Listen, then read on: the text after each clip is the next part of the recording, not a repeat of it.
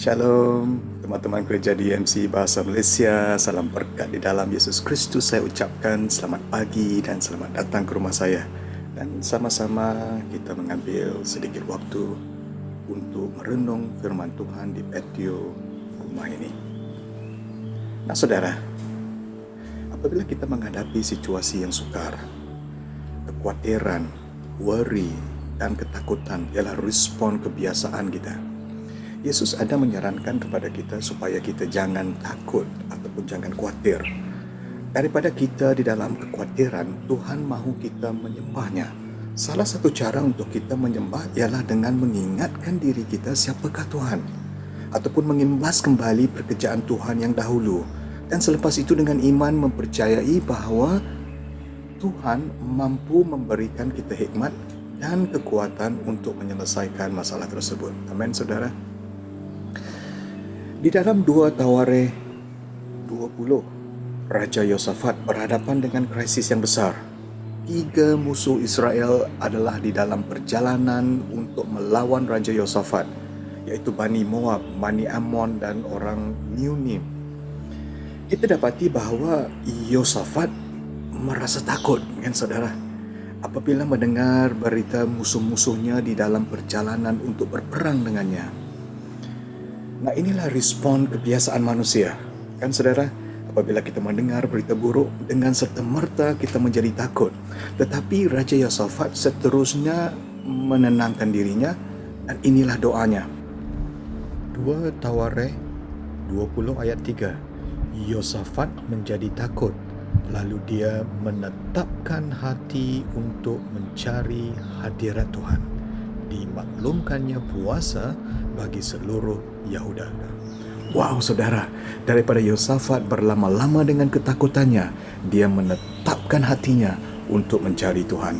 Dia mengumpulkan semua orang Yahuda untuk berpuasa.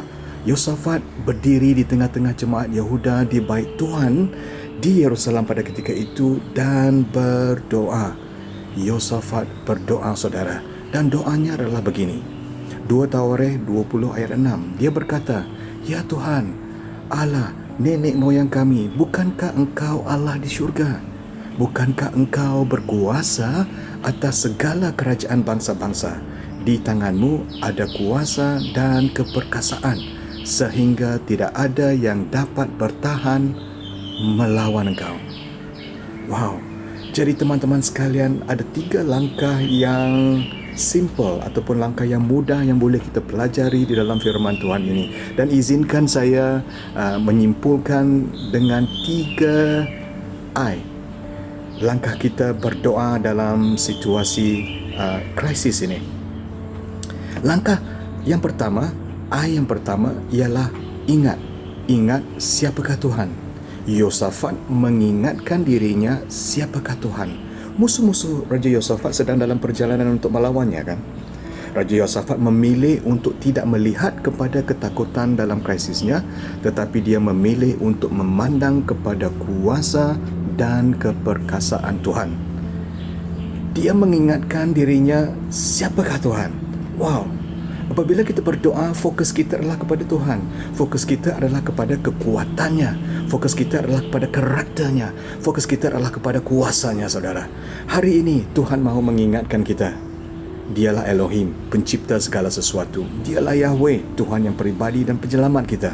Jika Allah memihak kepada kita, siapa dapat melawan kita? Amin, saudara. Dan langkah yang kedua ialah imbas kembali pertolongan Tuhan. Inilah ayat yang kedua, imbas kembali. Yosafat mengimbas kembali pekerjaan ajaib Tuhan. Dan apabila Yosafat berdoa, kita lihat di sini 2 Tawarikh 20 ayat 7, "Ya Allah, kami bukanlah Engkau yang menghalau penduduk negeri ini dari hadapan umat-Mu Israel dan mengurniakannya kepada keturunan Abraham, sahabat-Mu itu untuk selama-lamanya." Nah, Raja Yosafat mengimbas kembali bagaimana Musa memimpin umat Israel keluar daripada Mesir ke tanah perjanjian, dan juga mengimbas kembali bagaimana Tuhan menghalau musuh Israel daripada negeri itu. Ini memberikan Raja Yosafat keyakinan bahawa Tuhan akan melakukannya sekali lagi.